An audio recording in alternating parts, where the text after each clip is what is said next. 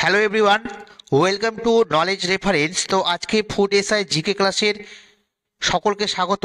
থাকছে আজকের 11 নম্বর ক্লাস, সেরা 50টি বাছাই করা ওয়ান লাইনার জিকে, যা তোমাদের আপকামিং ফুড এসআই পরীক্ষার জন্য অতি গুরুত্বপূর্ণ।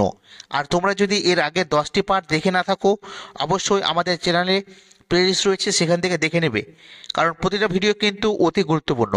তো চলো কথা না বাড়িয়ে শুরু করা যাক আজকের ক্লাসের সেরা 50টি ওয়ান লাইনার জিকে।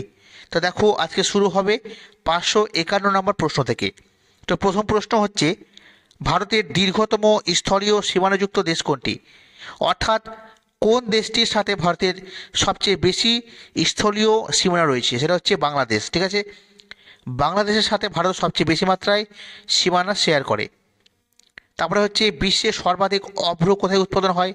তো আমাদের দেশ ভারতে সবচেয়ে বেশি মাত্রায় কিন্তু অভ্র উৎপাদন হয়ে থাকে। আল হিলাল, এই আল হিলাল পত্রিকাটা কে প্রকাশ করতেন? তো আব্দুল কালাম আজাদ। আব্দুল কালাম আজাদ, ঠিক আছে, আল হিলাল পত্রিকাটা সম্পাদনা করতেন। পরবর্তী, ভারত ও শ্রীলঙ্কার মধ্যে কোন উপসাগর রয়েছে? ভারত ও শ্রীলঙ্কার মধ্যে রয়েছে মান্নার উপসাগর।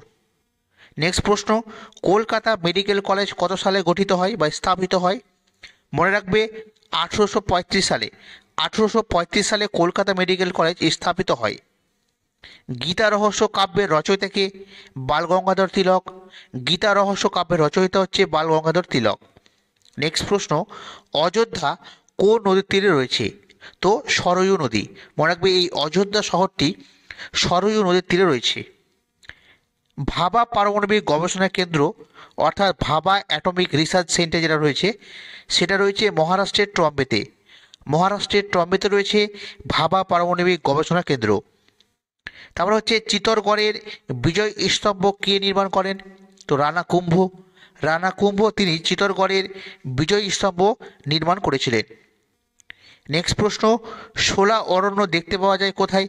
তো শোলা অরণ্য দেখতে পাওয়া যায় মূলত পশ্চিমঘাট পর্বতের মধ্যে। ঠিক আছে, তিস্তা নদীর পশ্চিম ভাগ কী নামে পরিচিত? ডুয়ার্স নামে পরিচিত। ঠিক আছে, তিস্তা নদীর পশ্চিম ভাগ ডুয়ার্স আর পূর্ব ভাগ তরাই নামে পরিচিত। ঠিক আছে, পরবর্তী প্রশ্নগুলো দেখে নেব। তেলেঙ্গানা পূর্ণ রাজ্য হিসেবে আত্মপ্রকাশ করে কত সালে? কত সালে তেলেঙ্গানা এই রাজ্যটির আত্মপ্রকাশ ঘটে? তো 2014 সালে। মনে রাখবে, 2014 সালে তেলেঙ্গানা রাজ্যের আত্মপ্রকাশ ঘটে। তারপরে, ভারতের সেন্ট্রাল ইনল্যান্ড ওয়াটার ট্রান্সপোর্টের সদর দপ্তর কোথায় রয়েছে? সেন্ট্রাল ইনল্যান্ড ওয়াটার ট্রান্সপোর্ট এর সদর দপ্তর রয়েছে কলকাতাতে। Father of local self government, ঠিক আছে, father of local self government এটা বলা হয় লর্ড রিপনকে। হর্নবিল উৎসব কোন রাজ্যে পালিত হয়? নাগাল্যান্ড রাজ্যে। বোটানিক্যাল গার্ডেন স্থাপিত হয়েছিল কত সালে? মনে রাখবে, 1787 সালে। 1787-এ কলকাতাতে বোটানিক্যাল গার্ডেন স্থাপিত হয়। পরবর্তী, দিগদর্শন পত্রিকার সম্পাদক কে ছিলেন? মার্সম্যান। দিগদর্শন পত্রিকার সম্পাদক মার্সম্যান। তারপরে, বায়ুমণ্ডলে ওজোন গ্যাস রয়েছে কোথায়? তো স্ট্র্যাটোস্ফিয়ারে। বায়ুমণ্ডলের স্ট্র্যাটোস্ফিয়ার স্তরে ওজোন গ্যাসকে লক্ষ্য করা যায়। পরবর্তী প্রশ্ন, ভারতের বৃহত্তম পশু মেলা কোথায় আয়োজিত হয়? তো বিহারের সোনপুরে। মনে রাখবে, বিহারের সোনপুরে ভারতের বৃহত্তম পশু মেলা কিন্তু আয়োজিত হয়। নেক্সট প্রশ্ন, ভারতের দীর্ঘতম সেচ খালের নাম কি? ভারতের দীর্ঘতম সেচ খাল হচ্ছে ইন্দিরা গান্ধী খাল। মনে রাখবে, ইন্দিরা গান্ধী খাল হচ্ছে ভারতের দীর্ঘতম সেচ খাল। বিশ্ব জনসংখ্যা দিবস কবে পালিত হয়? 11ই জুলাই। প্রতি বছর 11ই জুলাই পালিত হয় বিশ্ব জনসংখ্যা দিবস। নীল নদের উৎস কোথায়? তো ভিক্টোরিয়া হ্রদ থেকে নীল নদের উৎপত্তি। মনে রাখবে, ভিক্টোরিয়া হ্রদ। পরবর্তী প্রশ্ন দেখব, a brief history of time. A brief history of time এই বইটির লেখক কে?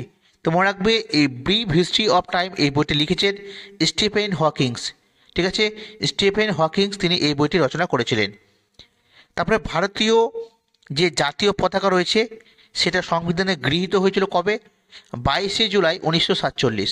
1947 সালের 22শে জুলাই ভারতের জাতীয় পতাকা সংবিধানে গৃহীত হয়েছিল।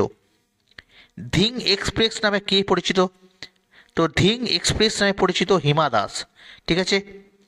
ভারত ছাড়ো আন্দোলন কত সালে শুরু হয়? 1942 সালে। সরস্বতী সম্মান প্রদান করা হয় কোন ক্ষেত্রে? তো সাহিত্যের ক্ষেত্রে সরস্বতী সম্মান প্রদান করা হয়। মৌলিক কর্তব্যের কথা উল্লেখ রয়েছে কোন ধারায়?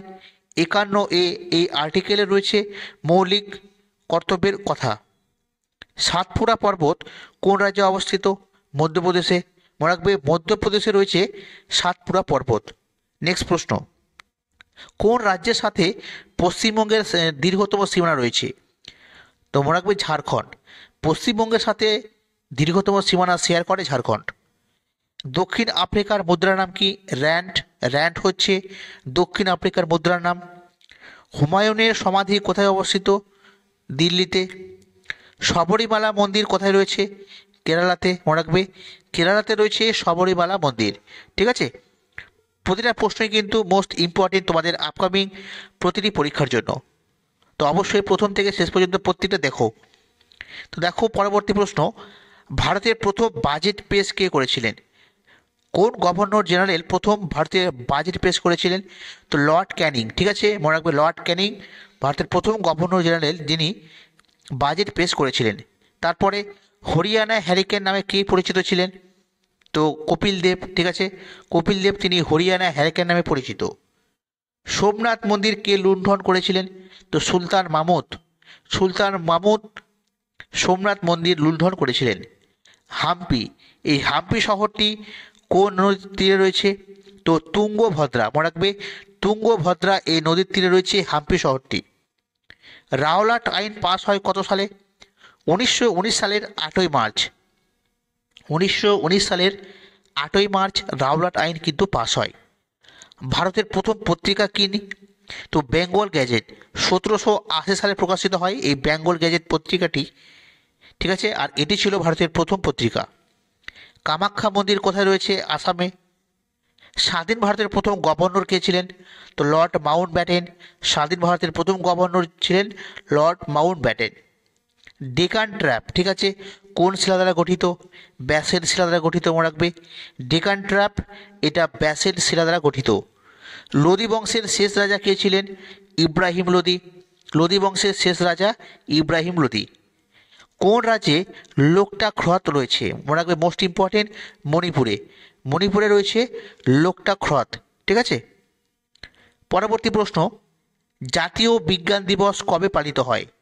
মনে রাখবে জাতীয় বিজ্ঞান দিবস কবে পালিত হয়? তো 28শে ফেব্রুয়ারি। প্রতি বছর 28শে ফেব্রুয়ারি জাতীয় বিজ্ঞান দিবস বা ন্যাশনাল সায়েন্স ডে পালিত হয়। পরবর্তী প্রশ্ন, ভারত প্রথম অলিম্পিকে হকি খেলাতে জিতে কত সালে? তো 1928 সালে ইন্ডিয়া কিন্তু হকি খেলাতে উইন হয়। গোয়ার সরকারি ভাষার নাম কি? তো কঙ্কনি ভাষা। গোয়াতে কঙ্কনি ভাষা কিন্তু সরকারি ভাষা হিসেবে পরিচিত। বিশ্বের প্রথম কৃত্রিম উপগ্রহ নাম কি? তো স্পুটনিক 1। স্পুটনিক 1 এটা হচ্ছে বিশ্বের প্রথম কৃত্রিম উপগ্রহ। ঠিক আছে। তারপরে ইউনিফর্ম সিভিল কোডের উল্লেখ রয়েছে কোন আর্টিকেলে? ইউনিফর্ম সিভিল কোডের উল্লেখ রয়েছে 44 নম্বর ধারাতে। ভারতের উচ্চতম বাঁধের নাম কি? তেহরি বাঁধ, যা ভাগীরথী নদীর উপরে রয়েছে।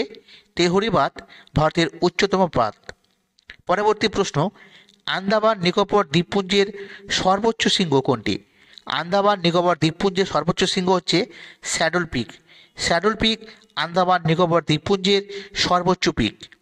পরবর্তী, দামোদর উপত্যকা, ঠিক আছে, যে প্রকল্প রয়েছে অর্থাৎ ডিবিসি, ঠিক আছে, এই ডিবিসি এটা চালু হয়েছিল কত সালে?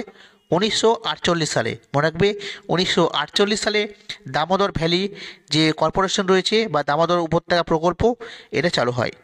পরবর্তী, আসামে কালবৈশাখী ঝড় কী নামে পরিচিত? আসামে কালবৈশাখী ঝড়কে বলা হয় বরদই ছিলা। মনে রাখবে বরদই ছিলা। নেক্সট প্রশ্ন, ভারতের একটি জীবন্ত আগ্নেয়গিরির নাম? তো ব্যারেন হচ্ছে ভারতের একটি জীবন্ত আগ্নেয়গিরির উদাহরণ। পরবর্তী, নীলগিরি পর্বতের সর্বোচ্চ শৃঙ্গের নাম কি? নীলগিরি পর্বতের সর্বোচ্চ শৃঙ্গ হচ্ছে দোদাবেতা। ঠিক আছে, দোদাবেতা নীলগিরি পর্বতের সর্বোচ্চ শৃঙ্গ। ঠিক আছে। তো এই ছিল বন্ধুরা আজকের ক্লাসের সেরা 50টি প্রশ্নোত্তর। তোমাদের কেমন লাগলো অবশ্যই তোমরা কমেন্টে জানাও। পরবর্তীতে আবার ভিডিও নিয়ে আসবো। আজকে এ পর্যন্তই। তোমরা যদি নতুন দেখে থাকো অবশ্যই ভিডিওটি সাবস্ক্রাইব করবে পরবর্তী ভিডিও পাওয়ার জন্য। তো আজকে এই পর্যন্তই। Thank you.